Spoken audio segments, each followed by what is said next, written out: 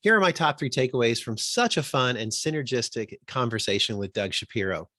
First, space is a visual cue about how much you care about your people.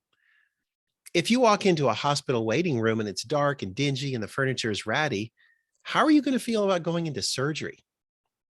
Space has a huge impact on how people connect and work. So the care we put into our workspaces conveys how much we care about our people and our customers. Second, great design is compassion manifested in the physical space.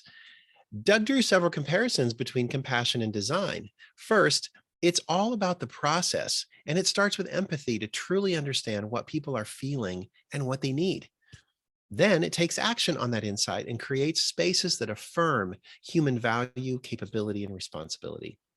The goal of great space is to inspire people's hearts, their heads, and their hands. Finally, workspace is like a side of broccoli.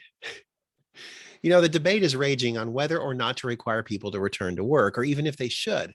Doug believes now is a magical time because we get to rethink and reinvent the office to which people are returning.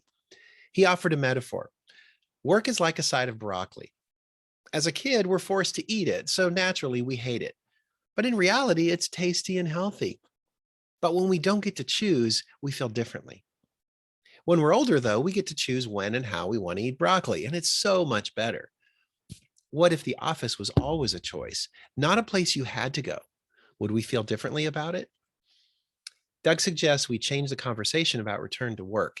Instead of asking whether people should return to work, maybe we should be asking, what kind of a space do we want to create for people when they're here?